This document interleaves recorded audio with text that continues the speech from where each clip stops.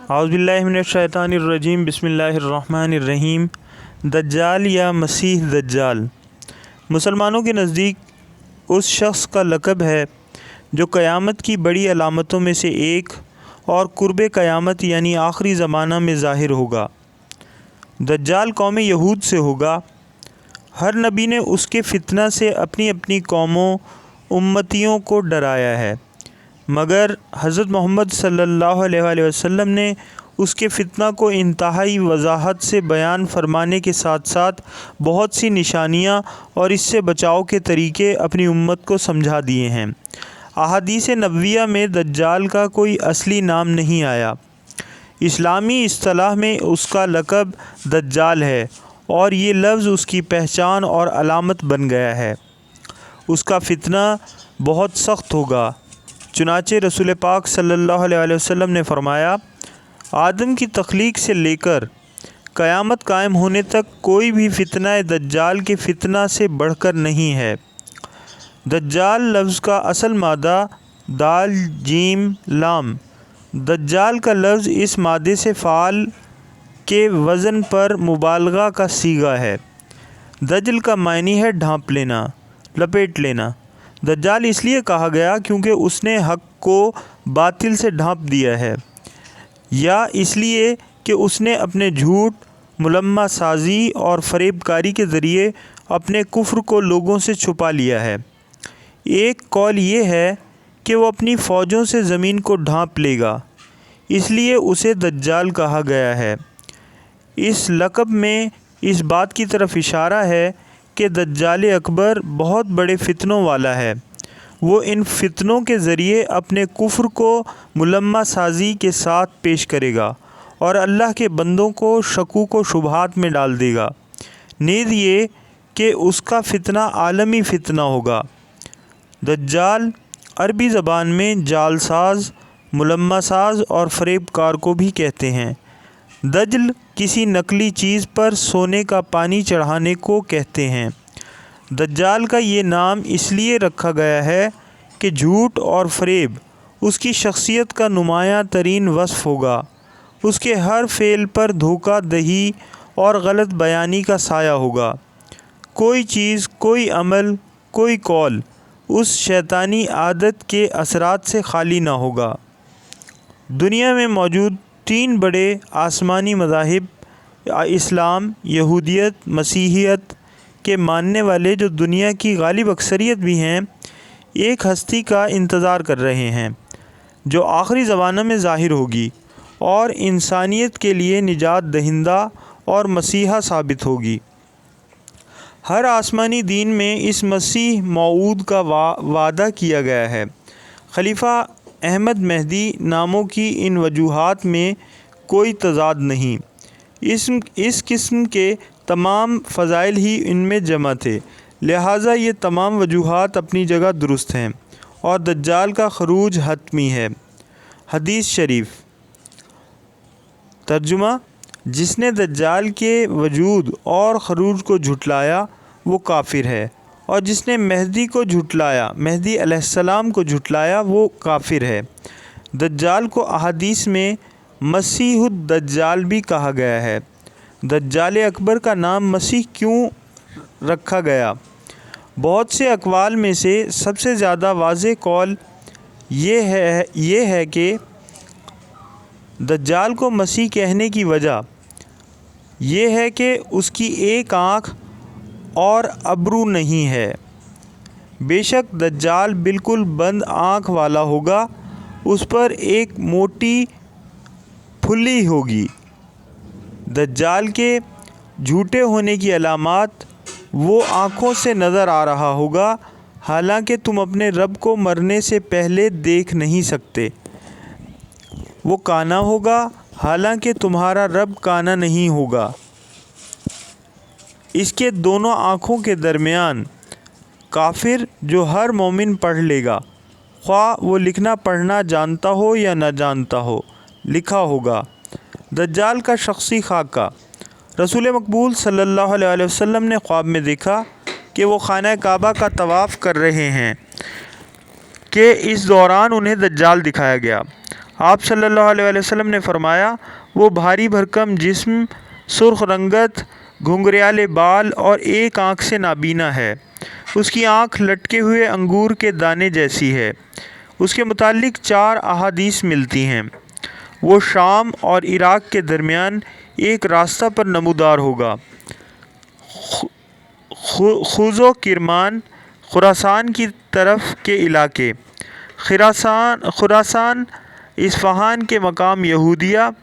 تاہم احادیث کی روشنی میں کسی خاص جگہ کو دجال کے ظہور کے لیے مختص نہیں کیا گیا، جیسے ماہ رمضان کی شب قدر کی رات کا خاص تعین نہیں کیا گیا۔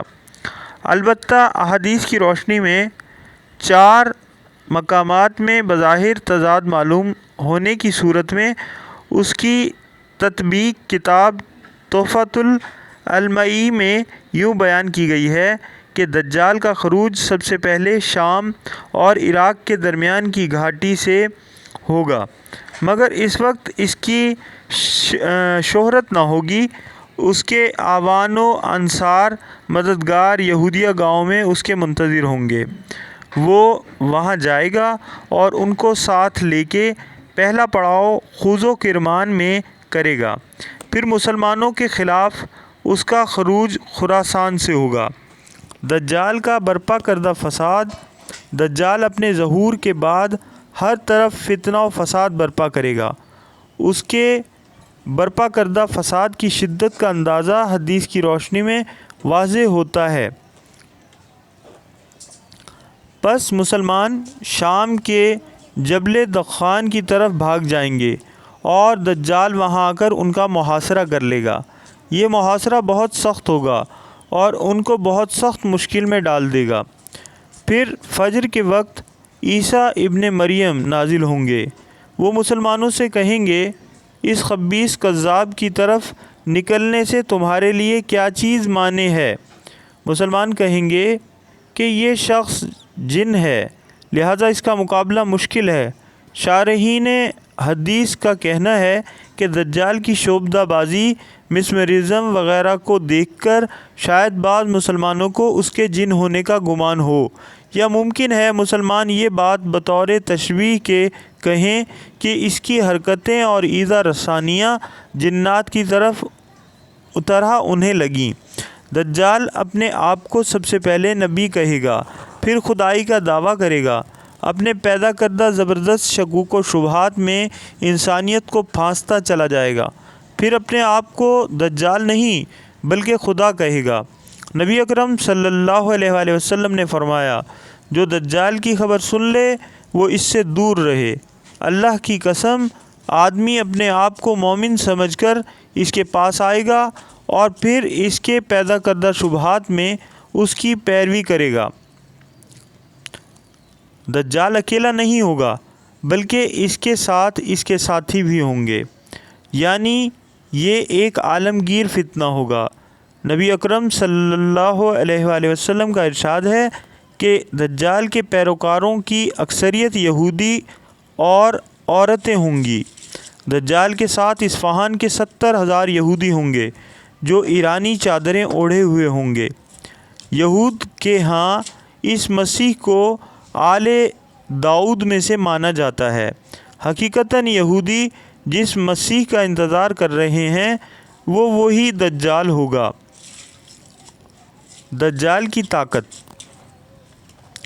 اللہ رب العزت نے دجال کو غیر معمولی صلاحیتوں سے نوازا ہوا ہوگا، تاہم وہ اس کا استعمال برائی اور شر پھیلانے میں کرے گا۔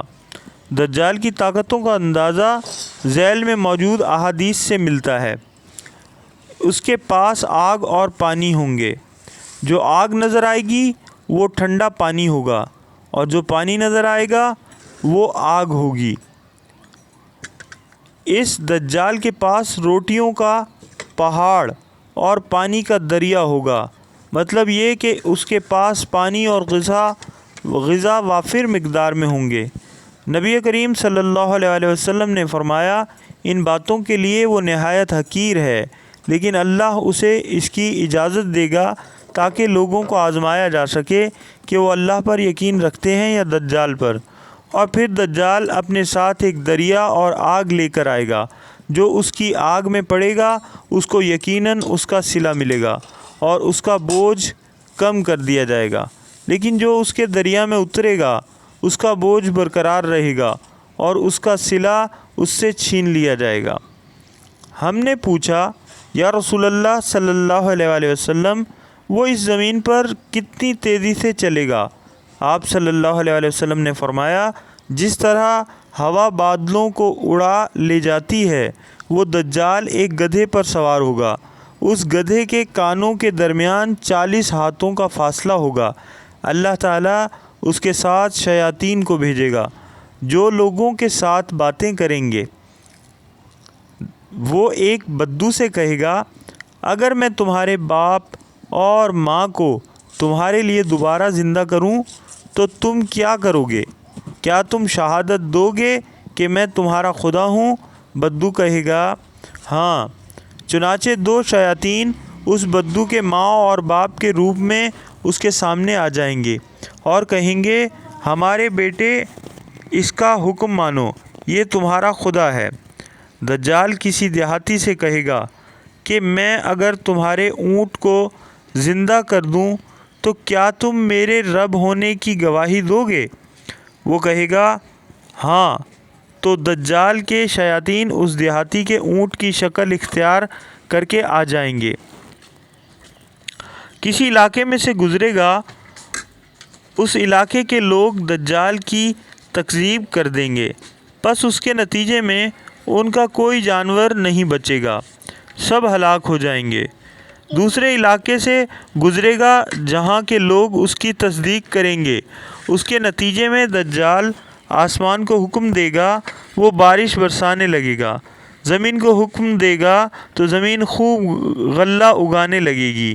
ان ماننے والوں کے مویشی شام کو اس حال میں آئیں گے کہ وہ پہلے سے زیادہ بڑے اور فربا ہوں گے، کھوکھیں بھری ہوئی ہوں گی اور ان کے تھن دودھ سے بھرے ہوں گے۔ دجال آئے گا لیکن اس کے لیے مدینہ میں داخل ہونا ممنوع ہوگا، وہ مدینہ کے مضافات میں کسی بنجر سیم زدہ علاقے میں خیمہ زن ہوگا۔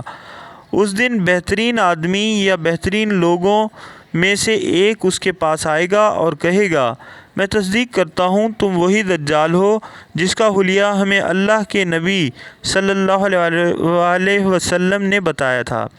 دجال لوگوں سے کہے گا، اگر میں اسے قتل کر دوں اور پھر زندہ کر دوں تو کیا تمہیں میرے دعویٰ میں کوئی شبہ رہے گا؟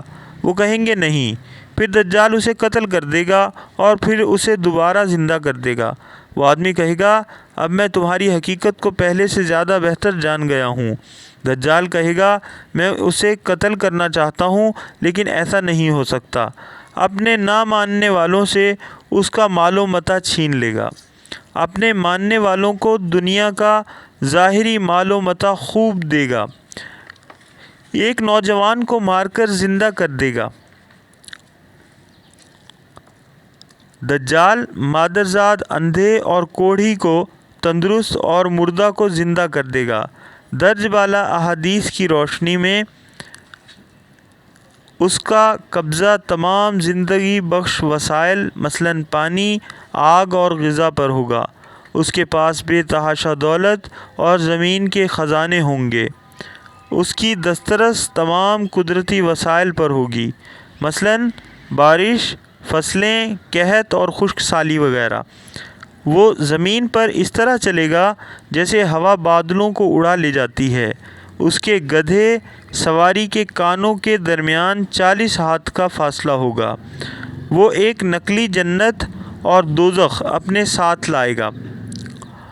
اس کی اعانت و مدد شیاطین کریں گے۔ وہ مردہ لوگوں کی شکل میں بھی ظاہر ہوں گے اور لوگوں سے گفتگو کریں گے۔ وہ زندگی اور موت پر ظاہری طور پر قدرت رکھے گا۔ زندگی اور موت پر اس کا اختیار محدود ہوگا، کیونکہ وہ اس مومن کو دوبارہ نہیں مار سکے گا جسے اس نے زندہ کیا تھا۔ امید ہے کہ آپ کو آج کی ویڈیو پسند آئی ہوگی۔ اسی طرح کی معلوماتی ویڈیو دیکھنے کے لیے ہمارے چینل کو لائک اور سبسکرائب کرنا نہ بھولیں۔ بہت بہت شکریہ۔